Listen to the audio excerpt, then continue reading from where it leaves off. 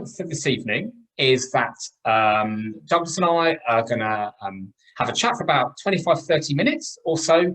And then for the second half of the session, we'd really like to have questions from you, the audience, about anything you particularly want to ask Douglas about.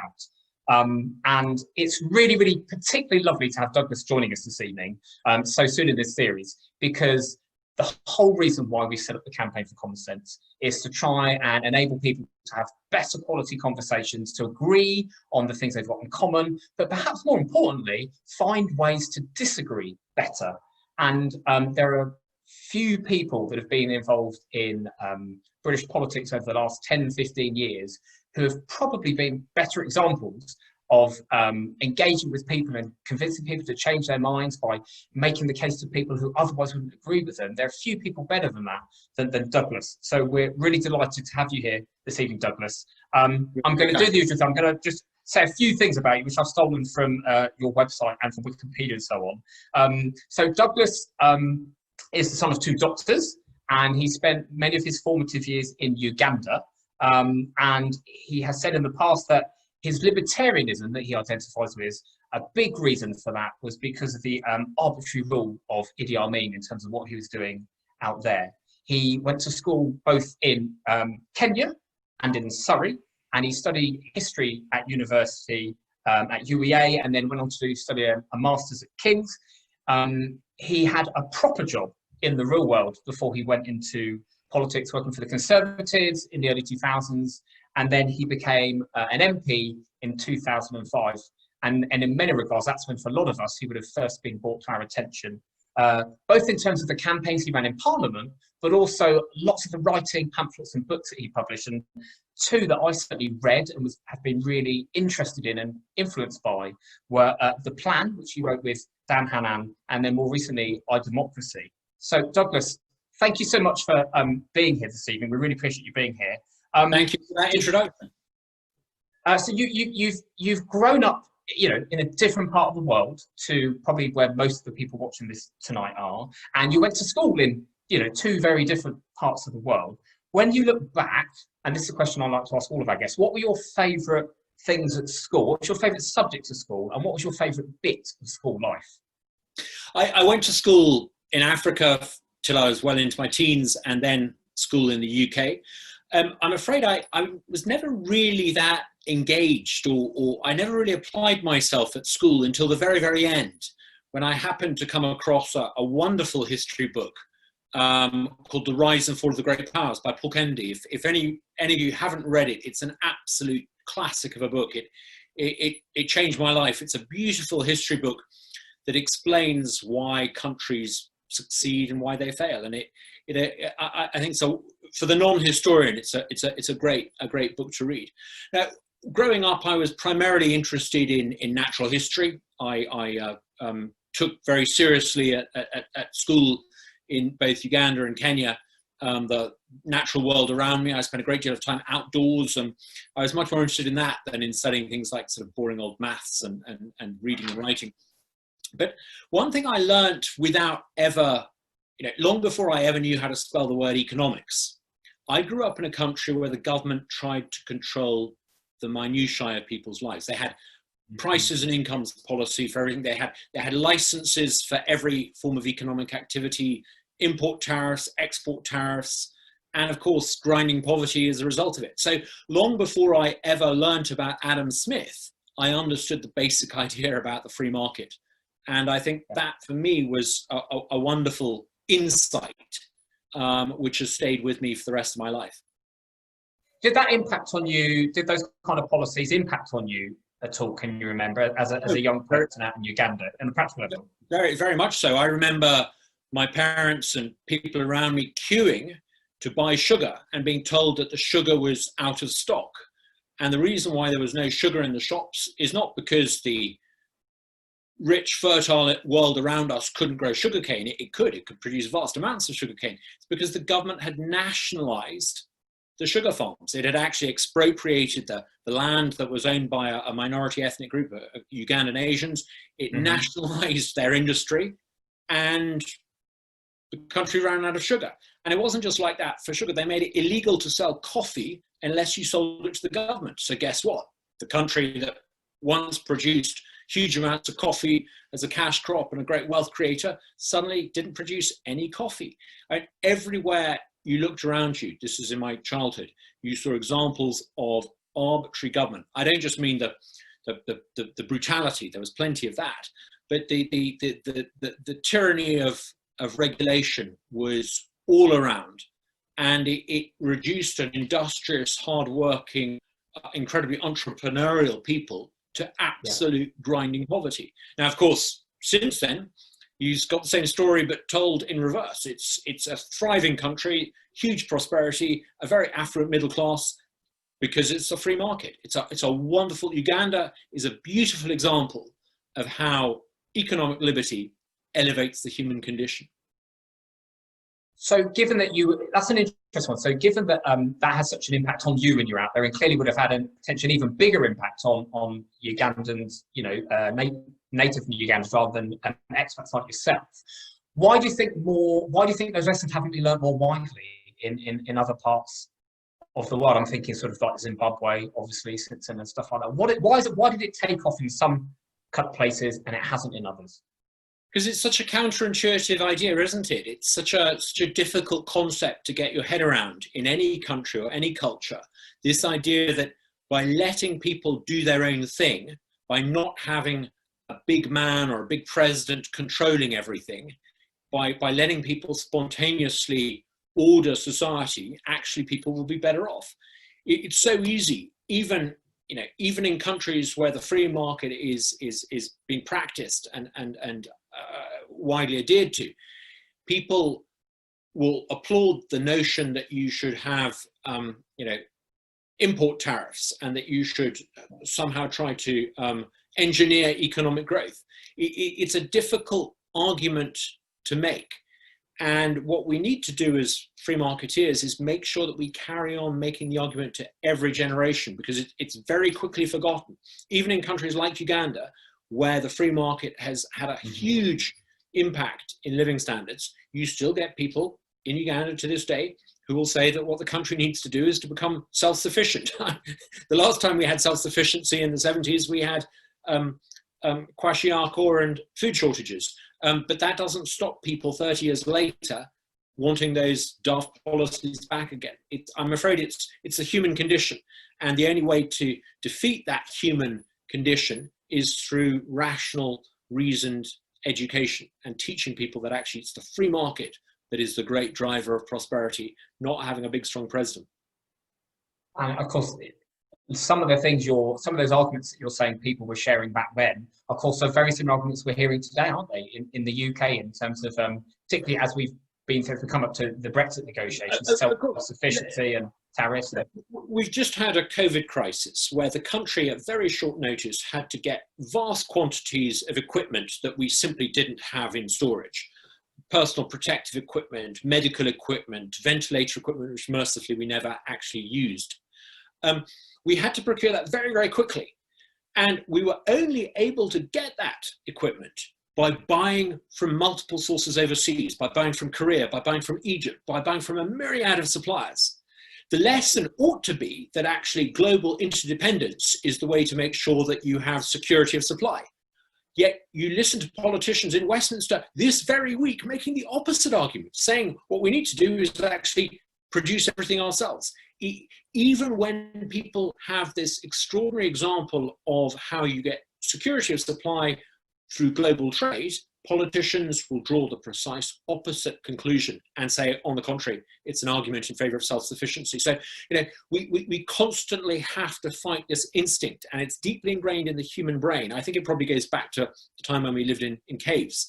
This deep human condition which makes us want to be self-sufficient. Actually, self-sufficiency is the road to poverty. It's being dependent on other people that makes us rich and prosperous. And we constantly have to make that argument. So you've talked about the impact of that book that you've read and your experiences in Uganda as a young person that made you realise the power of liberty in the free market. Lots of other people have experienced that, but they haven't done what you've done, which is then like dedicate their whole lives to campaigning and activism for those kind of things. What was it that, if you like, radicalised you to then throw yourself into that lifestyle? Well, partly it was the experience of Margaret Thatcher. I looked at Britain when I first started living in Britain from the perspective of an outsider, and I thought, so many people in Britain at the time believed the country was going to the dogs and was finished, and yet here was an outsider from Grantham who had come along and thought that actually we could revive this country by rediscovering that tradition of openness and enterprise.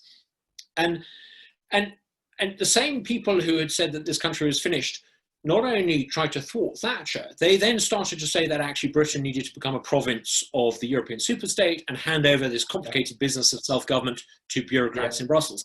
And I thought this was so outrageous and so appalling. And it was an ideological disease of the political elite in this country. I remember thinking, do you know what? I need to try to get Britain out of the European Union. And I came across Dan Hannan, who was a little bit ahead of me on this. He had already worked out not only that we needed to leave the European Union, he actually explained to me the very first occasion I met him.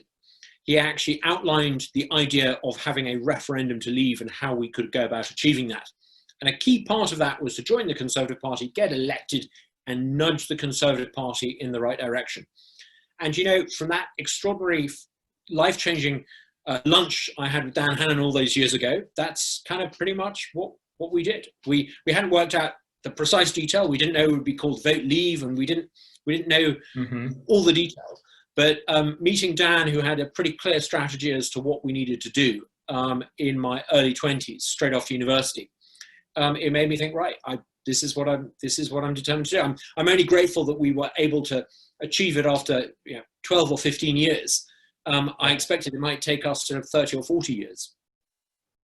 Okay, so you came up with the idea, then you're inspired by Dan to get involved in politics, try and become an MP and so on. So, you then got to try and become an MP, haven't you? So you were selected for Clacton, which I think the first time you got elected, you just won, didn't you? It was very, very marginal when you first got in. How did you go about? No, how did you go about turning it into a safer seat? It was a Labour-held seat, and lots of people said to me, Labour won this seat in '97. They held it in 2001. A lot of people said, no way, this is going to stay Labour. And I had this view that a lot of blue-collar Britain, even this is going back into the early noughties, was feeling abandoned by all politicians. And I sensed what we now call the rise of anti-politics, or some people disparagingly call populism. And I thought, actually, if you can avoid relying too much on the colour of your party and win people over by being seen to be engaged in specific issues and delivering for a particular community, you can earn the right to a fair hearing. And so that's pretty much what I did. I spent about 8 months campaigning in Clacton, and I knocked on pretty much every door in the constituency. I made myself available. I did a whole bunch of things that you would, I guess, today call community activism. And I got in by the skin of my teeth. And I then came across what today we call digital campaign tools, social media. It was just coming into, I don't think Facebook and Twitter had really taken off in any way then. It was email based. I then started to do what I pioneered digital campaigning, and I created some pretty complex lists of people, email lists on particular issues, and I was able to communicate with a huge number of people. I had a blog that was read by 20, 30,000 people a week, many of whom were constituents. I had a huge number of email addresses, and I was able to do online activism and gel that with real life grassroots campaigning. So, for example, I would organize fish and chip suppers in community centres. I would get people who weren't prepared to join a political party, but were prepared to support me, to go and deliver leaflets. So when I called the Clacton by-election, for example, I was able to summon an army of about 700 or 800 leafleters, none of whom were actually in any political party, but who go out and campaign to make sure that I got re-elected. So I started doing a lot of that stuff, digital campaigning, long before people ever thought of the internet as being a useful tool. In fact, I used to get Tory MPs in the tea rooms who would be quite contemptuous of this idea that you could use email or Twitter or Facebook to win a campaign. It's been quite amusing to watch the Tory party not only adopt the idea that we should leave the European Union, but also adopt the idea that you might actually be able to communicate with people through that internet thingy they keep on talking about. So, but it's one thing being able to like interact with people. It's another thing. That's the first step, isn't it? The next step is actually convincing them either of the argument you're making that they agree with you, or even if they don't agree with you, to vote for you anyway because they trust you in the round. So what do you think are the key things for being able to engage with people like that? To not only just agree with them, but also disagree well and still get on? I mean, I think it's incredibly important if you're standing for public office to say what you mean and mean what you say, and not be afraid sometimes to have people who think you're wrong on something. And the reason I emphasize that is because so often politicians want everyone to agree with them on everything. It makes them sound inauthentic, so no one trusts them on anything. Mm-hmm. And quite often, as when I was standing in Parliament, there were particular issues where I knew I was in a minority amongst my constituents, and I wasn't afraid to be unpopular on that one issue because people would support you in the round. Being seen as having the right motives, being credible, being trustworthy, being in it for the right reasons is far more important than being agreed with on every issue. I think it's also the most important thing when you're having a debate with someone in politics and you're trying to win them over is to be civil. And we lose sight of this, and we're losing sight of this as a society rapidly. But being civil is essential because it means that it's not only good morally, but it means that there's a channel open between the two of you that allows a movement of opinion, that allows people to be persuaded. Understanding what your opponent is about is absolutely vital. Not, as John Stuart Mill said, that he who knows only his side of the case knows little of that. You need to understand what your opponents are saying and thinking if you are going to stand any chance of persuading them and winning them over.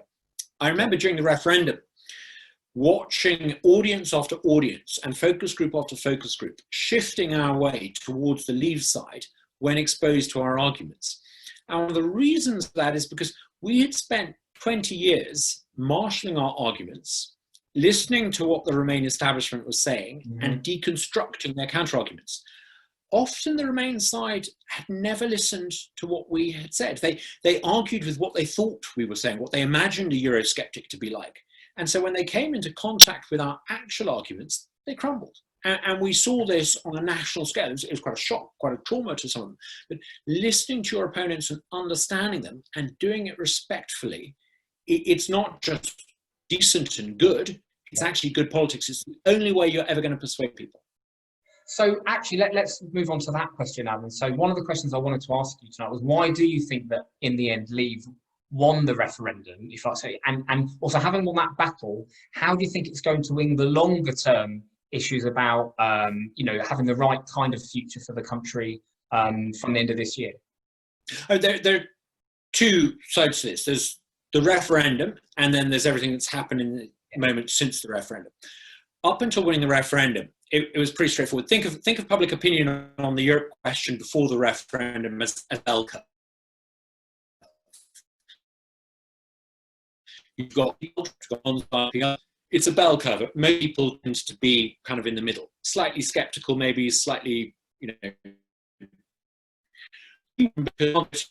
on those in the middle. Now, there were some on the Eurosceptic side who only wanted to say things that appealed to committed Eurosceptics. We know who those people are. Thankfully, they didn't run the campaign. If they had, we would have lost. Vote Leave ran a campaign because of Dan Hannan and Matt Elliott and Dominic Cummings that focused very much on the middle opinion, and we were able to persuade enough people in the middle to vote to Leave, and that's why we won. Making an argument in favour of Britain being an open, generous, outward-looking country was very, very persuasive. And the optimism of the Vote Leave side. Remember Boris Johnson at that rally in Wembley. Remember Priti Patel speaking on some of those public occasions. There was a huge sense of optimism in the Vote Leave campaign. Now, all of that changed in the 3 years since the referendum. And I think it changed partly because people like me, let's be honest, we stopped campaigning. We were so exhausted from the referendum, we stopped campaigning. But we also saw that perhaps some of the more shrill types of Eurosceptics, people who, incidentally, I never really remember making a significant contribution during the campaign, suddenly defining themselves as being the ultimate arbiters from the safety of the Tory backbenches of what was and what wasn't an acceptable Brexit. Yeah. And I think you started to see this polarization.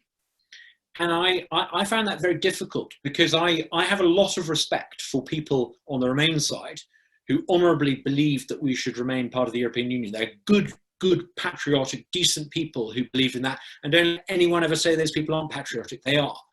But the polarisation that we then faced caused a real problem. And it's a real rift, and we're going to have to work to bring people back together.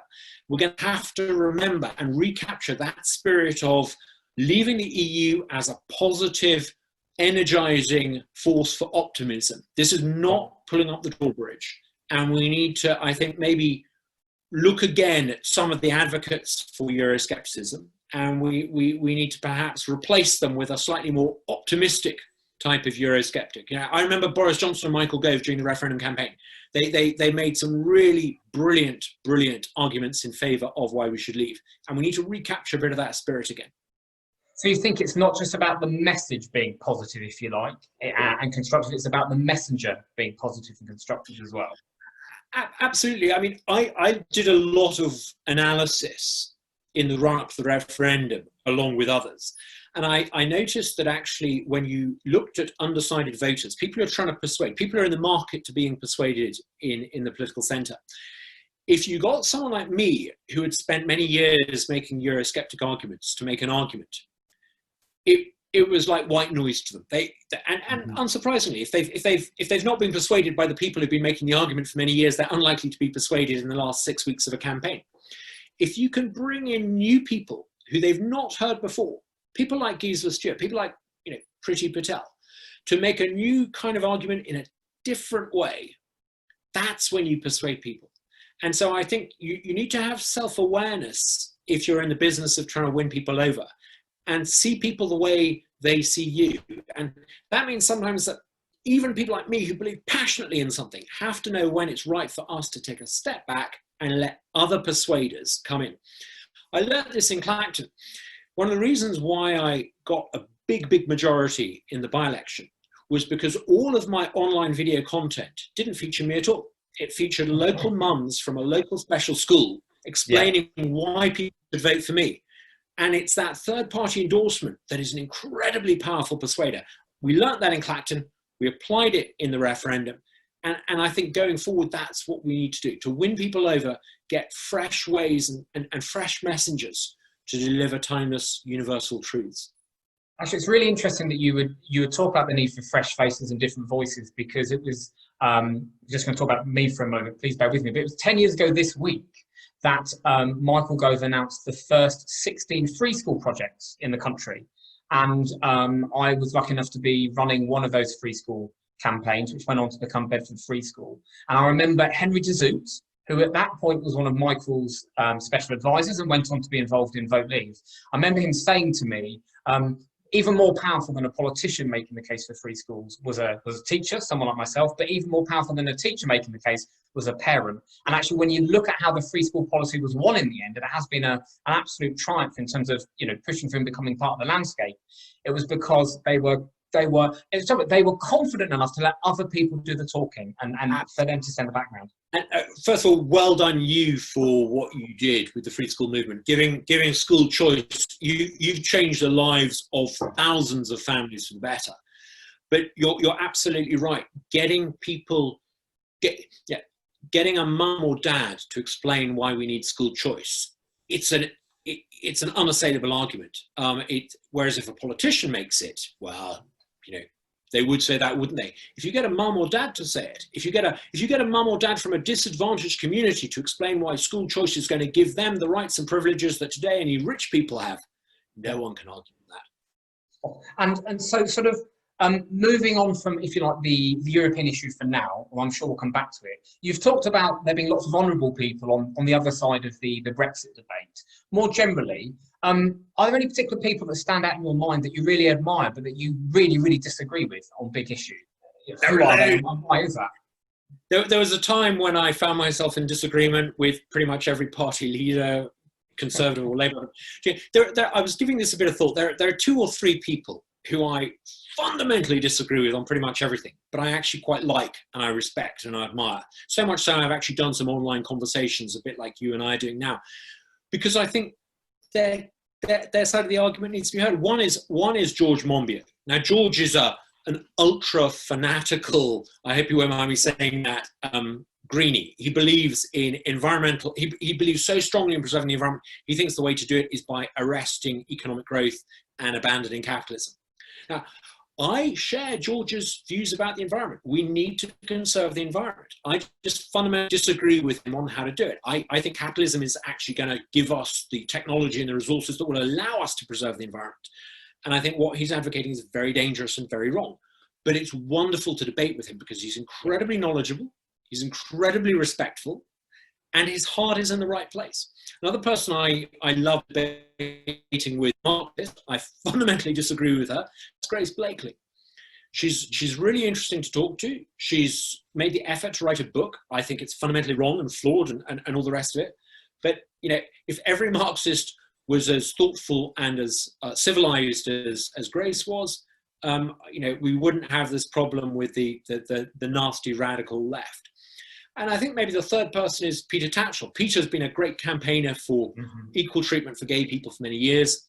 He's been right on a number of issues long before anyone else does. He first stood up to some of the tyrannical regimes that the British government at the time was working with. He was prepared to challenge the British government's position, I think, in dealing with Zimbabwe and various others. He again, it's a wonderful person to talk to, not because he's right. On many, many issues, he's fundamentally wrong, but he's civilized. And in conversations I've had with all 3 of those people, I felt them slightly shifting their opinion because they're open to reason and debate. And I think people like that are so important that they may be, from my point of view, fundamentally wrong, but it's an honor and a privilege to be on the same platform as them. It's the opposite of no platforming. We need to give them a platform precisely so people can hear why those ideas are wrong. And it's funny you should bring up those 3 examples, because for me, when I was in the sixth form, I got taken to a politics conference in Westminster Central Hall, and they had John Redwood give a talk. So this would be 1995, 96, and he was brilliant in a very John Redwood way. He's very dry, Thatcherite, you know, centre-right. And then immediately after him, it was Tony Benn, who, for, you know, completely different reasons, was a compelling, inspirational speaker. And I suppose I'm much closer to John Redwood than Tony Benn, I think. Do you know what's so important? I went to one of those talks they've been running for many years too, and I listened not to Tony Benn and John Redwood, I listened to Tony Benn and Enoch Powell. I'm showing my age here. Wow. You couldn't get more polar opposites. But the thing I took away, and the thing that thousands of people in that hall took away, young people in that hall took away, is that you can disagree and have a civilized disagreement. And that is something we've got to rediscover. By the way, if like me, you think that our free market ideas are right and the statists and the socialists are wrong, it's in our interest to have a free discussion, because it's got the competition of ideas that allows good ideas, I would say free market ones, to drive out bad ideas. If you don't get the competition, if you don't get the civility, you never get the good drive out the bad. So I'm going to ask one more of my questions now, if that's okay, and then we'll go to questions from our audience. And that is sort of, again, moving on from that now. What do you think are the biggest challenges for the UK today, and how do you think we can go about building alliances or consensus in order to take on those challenges, anywhere across the political or social sphere in this regard? I think there are 2 major challenges. The first is the culture war. We didn't want a culture war, but I think it's a mistake to say it's simply an import from America.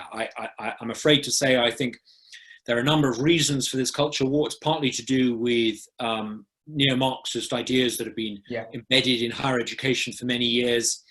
I think there's an institutional explanation for the advance of woke. Many institutions that are woke, I can't help noticing, tend to be unaccountable. They tend to be very fiscally and financially rich, and they tend to have very mediocre management, whether it's the Football Association or the British Museum or the universities. They all seem to share these common institutional flaws. And they're a menace, these ideas. They're now causing enormous division. They're undermining the idea that we should judge people as individuals on the basis of merit. And they're trying to impose something that could almost be described as a Marxist system. You might even sometimes call it a sort of neo-apartheid system. It's a horrible, horrible, horrible future if we allow this to happen. We've got to confront this, but we need a strategy to do it. We need a strategy to deconstruct the BBC. We need a strategy to ensure there's a competition for customers and for ideas in university, and that means taking on some of the oligopolistic practices in higher education, which are incidentally being done at the expense of the taxpayer. And we need, I think, a strategy for ensuring that liberal discourse, the arguments and the right to disagree, the right to stand in the public square and hold ideas that other people find offensive. We've got to find a way of ensuring that. I love America's Constitution, and I love the Bill of Rights. I think we may need a Bill of Rights in this country to really hardwire into our system the freedom of speech and the right people should have to say stuff that other people find offensive. I hear stuff that's offensive all the time. That's not the problem of the offenders. That's my problem. So long as people aren't inciting, and until the last socialist government changed the laws on incitement, we had a common law on incitement. So long as people aren't saying things that are inciting hatred, you should pretty much be free to say what you want. If you want to be offensive and obnoxious and insult other people's beliefs, you've got a right to do that. We've got to find a way of enshrining that right in law. Wow. Do you think we could, just a supplementary question, Douglas, do you think we could get enough consensus within our parliament today for a Bill of Rights? Or do you think things have almost gone too far in terms of polarising? I'm a little bit nervous about how, in the wrong hands, a Bill of Rights would be an extension of the judicial activism that you see with, I mean, there's a slight contradiction here, isn't there? On the one hand, you've got judicial activism, where you've got leftist lawyers who know they couldn't get elected into the Labour Party in the 1980s, who went off to become judges, who are now making decisions that are frankly, that there's no democratic mandate for. You've got that leftist judicial activism on the one hand. On the other hand, I'm advocating a system that would allow you to, in effect, go to a court and assert a series of constitutional fundamental rights. Before we go ahead with the Bill of Rights, and I think we should go ahead with the Bill of Rights, incidentally, a Bill of Rights isn't an American idea, it's our idea that survives in America, and we need to revive the Bill of Rights we had in this country, which no longer applies. Before we go ahead with the Bill of Rights, we need to start off by looking at the question of judicial appointments, because the judiciary at the moment in this country is, as I said, it's full of people who in the 80s and 90s couldn't join the Labour Party because, frankly, the Labour Party was in the hands of ultra-leftists. So they went off and became lawyers, and they've imposed their leftist agenda through legal and judicial activism. And we need to deal with that before we enact a new set of judicial rights. But we need to do it. And I think it's imperative we do it. Incidentally, when it comes to universities, I think the answer is not to pass a law that puts a legal obligation on civic institutions. I think the answer is to make universities proper, independent civic institutions. The Vice-Chancellor of every university should have a responsibility for policing free speech, and they should make judgment calls. And that might mean that when you get a speaker coming along who, frankly, you think is going to, I'm not going to name names, but there are one or two speakers, and I think as a Vice-Chancellor, you would be well within your rights to say, thanks, we're not going to have this person on campus. But I think it should be the responsibility of a Vice-Chancellor to make that difficult judgment call. And different universities should have a different approach. You might get some ultra-liberal universities that allow anything to be said. You might get some universities that say, do you know what, we're going to draw the line somewhere.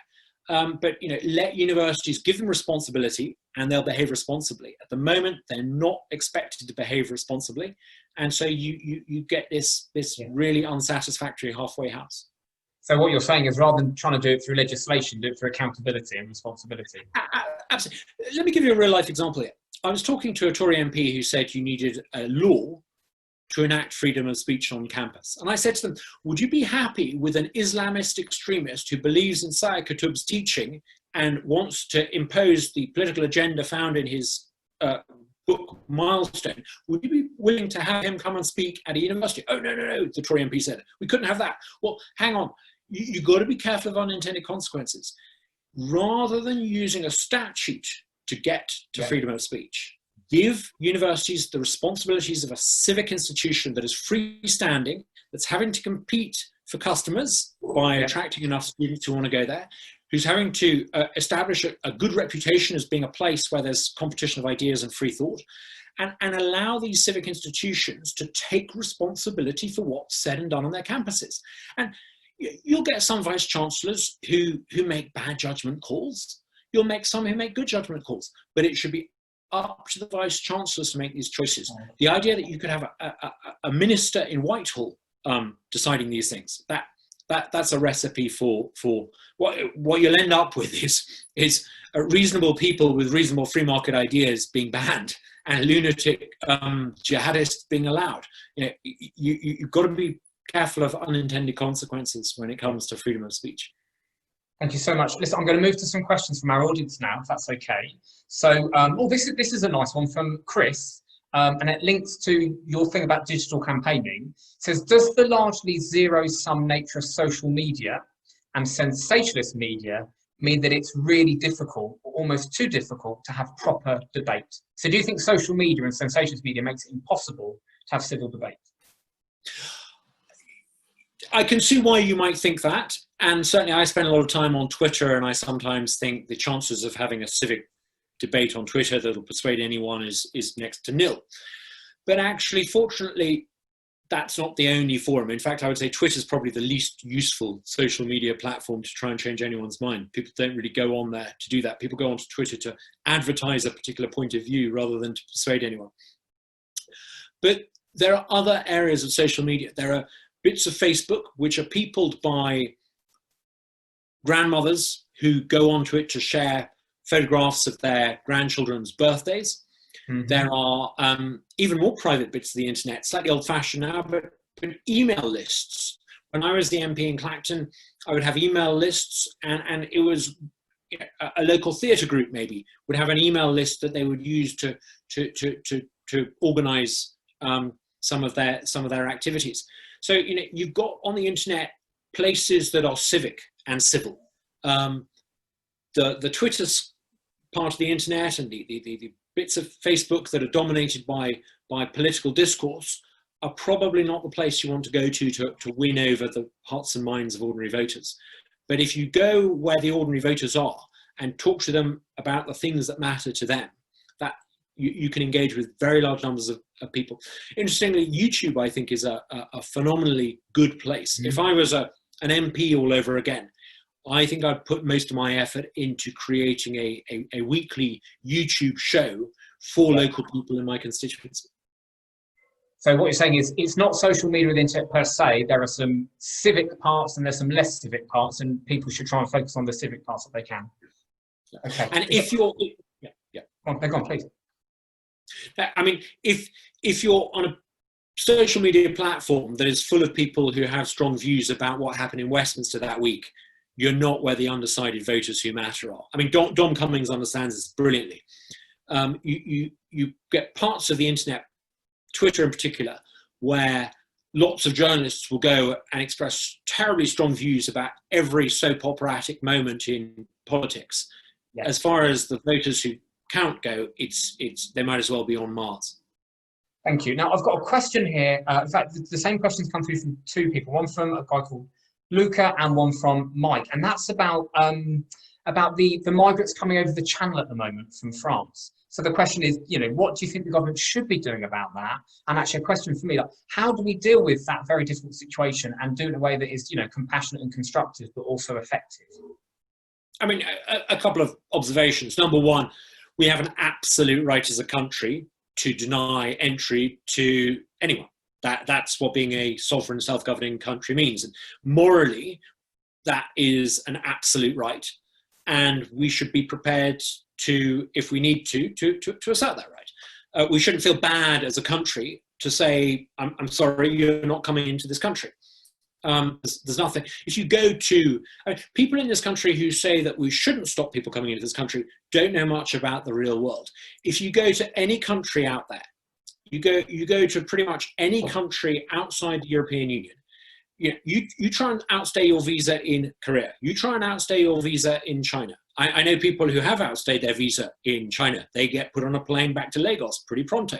You try and outstay your visa in pretty much any Asian or African country, and you will be removed.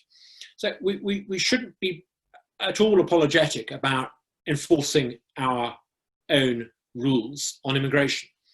Disgracefully, successive governments have brushed over the issue and thought that actually if they could put people who arrive in the country or cross the channel on boats in a hotel, the problem would disappear. It won't. It just creates more and more of a problem.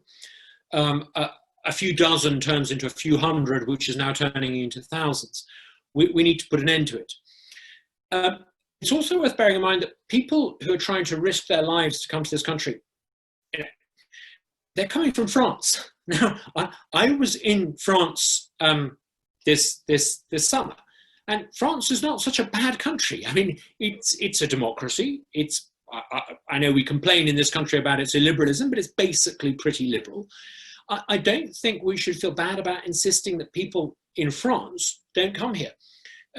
So I think we need to be prepared to morally sort this out within ourselves before we start taking measures, because at the moment we don't have the determination to sort this out because we have this moral hesitancy, and we need to deal with that first, and then we can, I think part of the problem is removing people back to France. Part of the problem is deterrence. If people can't make the journey successfully, they'll stop trying. I think we also need to ask our neighbours some pretty tough questions. Why is Italy not making an effective job of policing its southern shores? Why is Spain not doing more to control the movement of people across the Mediterranean? If they want help to address these problems, we should offer them help. But I think the dysfunctional nature of public administration in European countries has consequences for us, and we need, after we've left the EU, to be prepared to have some quite difficult conversations with some of our friends and neighbours about this.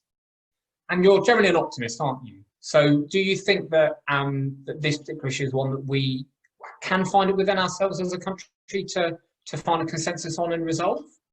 For what? For immigration? Yeah. Absolutely. I think a reason why we don't have consensus is because there's been confusion on the conservative centre-right, where there's been an unwillingness to make the moral case for controlling our borders, and people have shied away from that, and they've wanted to sound sort of Blairite. Only once you've made the moral case for being able to stop people coming into your country can you then have a conversation about, okay, what kind of immigration policy do we want? How many refugees should we allow in? Should we have a question of cultural compatibility? Are there some countries where we think that first and second generation settlers are going to find it easier to integrate? Should we have it as a requirement that people integrate?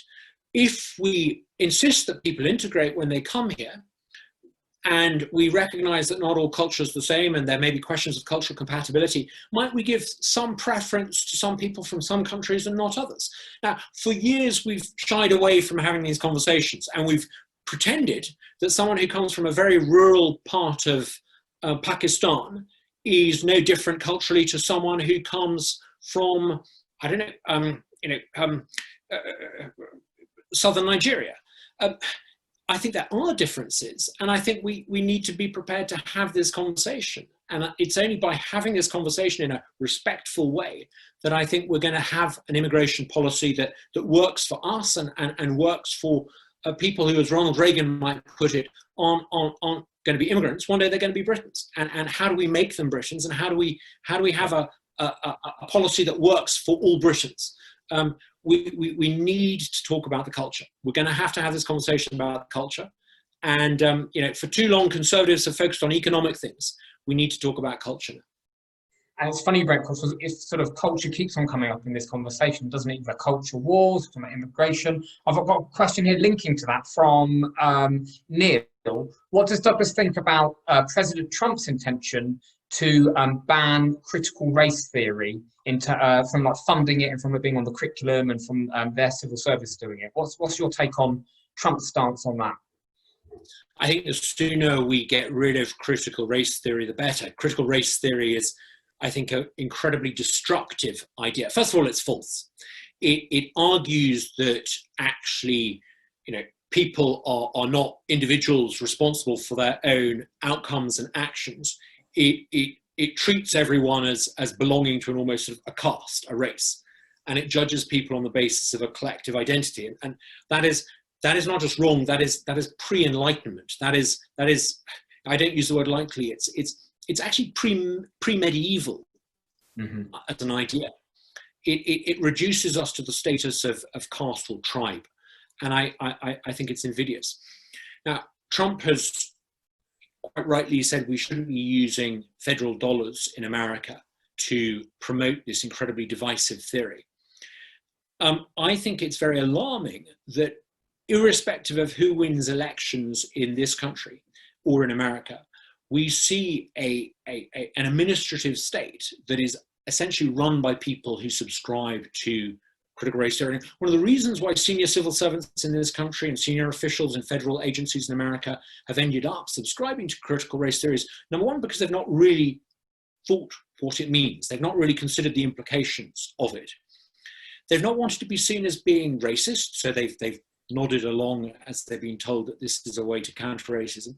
And they've, in effect, allowed what is an incredibly racially divisive doctrine to become well established, not only in public America, the public administration in America and in Britain, but also increasingly, by extension, into big corporate organizations, to corporate America and corporate Britain.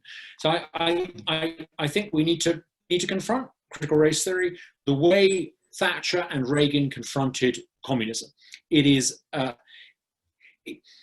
existential threat to the Western way of life. You could either continue to be a free, liberal, open society, or you can embrace critical race theory. You can't do both. And I know which I prefer. Incidentally, if you look at the number of people every year who try to settle in America or settle in Britain from all around the world, they can't be that racist societies, given how many people from around the world want to come and live there. I think actually America in particular needs to celebrate the extraordinary achievement. Here's a republic that has become the most successful republic in the history of the world, has become a force for good. It's a city on a shining city on a hill, as Windsor put it, and it is today. If you look at the crowd of protesters in Iran, if you look at the huddled masses around the world today, they have this idea of America as being the best way of life. And that's because it is the best way of life. And because America is the best way of life, we need to make sure that America actually defends that way of life and doesn't bow down to this cultural Marxism. Do you think that we'll be able to turn the tide on, sort of woke, the cultural theory stuff in this country? Do you think, we've got a relatively new prime minister who it appears is trying to take on some of the, as some would say, an obstructive civil service. Do you think we can start to roll it back in this country, or do you think we've got a long way to go? Absolutely, we can win this, and we've got to win this, and there's a way of us winning this. But it's a battle unlike the one that we're expecting to fight. I spent 20 years, 15 years focused on getting into Parliament, winning elections in Parliament, getting referendums and winning referendums. I now realize that however good that all was and however successful that all was, I was actually in the wrong place. The key to winning this culture battle is upstream from all of that. It's not how people vote that really matters. Of course, it's important how they vote, but it's not really, really important. it's how people think that really matters. And we've got to change the way people think. And that means we've got to be prepared to look at universities and places of higher education and ask why it is that we have conceded this incredibly important space to ultra-leftists who have an extraordinary view of the world. I mean, cultural Marxism is not just wrong because it's divisive. It's based on a false notion of reality. It is as bogus as some of those old medieval theocratic beliefs. It's an entirely false view of the world. Cultural Marxists and critical theorists in universities are basically inviting us to believe that we have no individual agency and that the outcomes and the inequality of outcome is entirely due to systemic discrimination.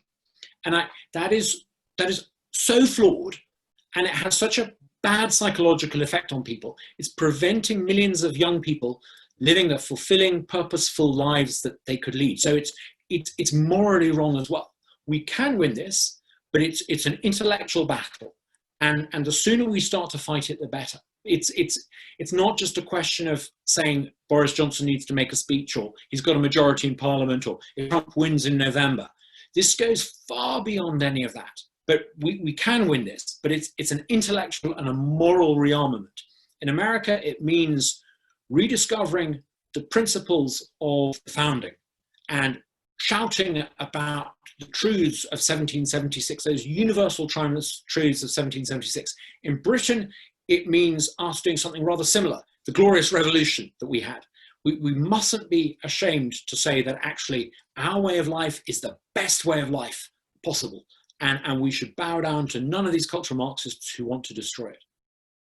Thank you. I've got another question from the audience on a different topic, and surprise, surprise, it's about Europe and Brexit. It's a very simple question. Does the Internal Markets Bill break international law, in your opinion? I'm not really sure what international law is. I mean, I hear the phrase a lot, but is it made by an international parliament? We don't have one, thankfully. Is it made by international judges? Despite the ambitions of some of my learned friends, they don't yet have a global Supreme Court, but let's go giving them ideas. I think actually that, there are treaties between countries that are entered into willingly on both sides that must be respected by both sides. And I think that if we had made a comprehensive withdrawal agreement followed by a free trade agreement, after the transition period we had subsequently tried to unpick it, then I think people would have a point. What Boris is basically doing with this is saying, look, the withdrawal agreement said that Europe would negotiate with us in good faith for a free trade agreement. You're not honouring that. You're not looking to give us a free trade agreement. What you are doing is trying to use some of the leverage you've been given in the withdrawal agreement to threaten us with prizing Northern Ireland away from the United Kingdom if you don't get your way. Now, that is just monstrous bad faith. It allows us, I think, quite legitimately to say, look, the withdrawal agreement said that you would give us a free trade agreement. You've not done that. You're showing a little interest in doing it. Do you know what, guys? Let's just not have a deal. See you as a sovereign independent country outside the WTO. And I think we've got to be prepared to do that. Commentators in this country are very, very quick to point out weaknesses in the British government side. I've yet to hear a commentator in this country point out that actually it is the European side, the EU, it is Barnier, who is trying in bad faith to strong arm Britain by threatening a boundary and a border in the Irish Sea. So, I think we've got to be prepared to call time on Barnier's BS. And I think we will call time on Barnier's BS. And, like the Habsburg Empire, Europe has to fundamentally decide what it's going to do when people decide they want national self-determination. If it wants to behave like the Habsburgs, it'll end up the way of the Habsburgs. That's not really up for us to decide. Like the Dutch Republic, breaking away from the Habsburgs, we've got to make sure that we're open, free, and open to all Europeans after we've left. If we do that, particularly to the Irish, actually, there's not a street in this country where there aren't ties of family and community and friendship between this country and Ireland. Don't let all this high-powered geopolitics get in the way of that. We should remain open to everything Irish, and you know, those kith and kin connections between our two countries, they're going to be a lot stronger in the future than they've been in the past. And you know, there's nothing that Barnier can do to undermine that. So I think we're saying is love and family will trump politics in the end, like it always does. So, of course. Brilliant, thank you. And listen, I'm going to come back to one final question now, Douglas, just to try and wrap it up. We've talked a lot about how we build alliances and how we persuade people. Final question from me, and it links into the title of the sessions we're doing. How do you think we can go about disagreeing better, not just agreeing better, but disagreeing better over the next few years as a country? I think the most important thing is civility, and that means being prepared to. It's not just politeness. When you hear somebody saying something that you don't agree with, don't automatically assume that it's because they're a flawed person or a bad person or because they wish you ill. Recognize that actually they may have listened to exactly the same facts that you did, and they just formed a different view. I started off by saying there were people in this country who voted to remain who were good, decent, patriotic people. How could it be otherwise? I mean, you know, 16 million people voted to remain. You can't dismiss everyone on the other side of an argument as being bad because you think they're wrong. So separate this notion of people being wrong on a particular issue from being bad. Respect your opponent. Don't think the worst of them. And try to understand. Because if you can understand why Grace Blakely thinks that the banking system we've got only works for rich people, or why George Monbiot thinks that we need to preserve the environment, or why Peter Tatchell believes what he does about you know, Israel, you can not only understand their argument better, it actually helps you refine your point of view too. Yes. And I think that's absolutely critical. If we don't have a competition of ideas, we become unthinking, and we become politically and intellectual zombies. I think maybe the most important thing actually is to remember the fundamental lesson of the Enlightenment. The Enlightenment came along and said, not everything that was known, not everything that was understood was the final word. That future generations might one day know stuff and be smarter than we are. Up until that moment, there was a belief that all the truths were written in books, in the Torah or the New Testament or the Old Testament or the Quran or whatever it was. The Enlightenment comes along and people suddenly realize actually they're going to know stuff in the future that they don't know now. And knowing that we don't know everything we're going to know gives us humility. And that is the basis not only of all scientific progress, it's the basis of all moral, social and cultural progress too. Wow, that's a really wonderful way to wrap up the evening. Douglas, thank you so much for that. That's been really, really interesting. Thank you, certainly given me a lot of food for thought. And in terms of the audience, thank you to everyone that's joined us this evening. We'll get this video up on Facebook this evening, and other people can watch it again. My colleague James will be taking snippets of the talk and putting it elsewhere on social media. What we'll try and do is we'll try and misinterpret you, Douglas. We'll try and edit it so it sounds like you're saying outrageous, horrible things. Like Channel 4 of the BBC, you'll twist my words and make it meaningless. Yeah. I couldn't possibly comment, but listen. But thank you again for listening. Thank you everybody for coming on this evening. And we're looking forward to having a few more of these sessions over the next few weeks. But yeah, just one final time, Douglas, thanks so much for joining us. I feel like I've learned a lot about how to disagree and how to disagree well. And I think what I'm going to take away is the importance of civility, but also trying to put myself in my opponent's shoes. So I think it's going to be very helpful as we try and get a little bit more common sense and fair play in some of these difficult issues we're going to engage with. Thanks, everybody. Have a lovely evening. Hope to see you again soon. Douglas, thank you very much. Thanks so much. Bye.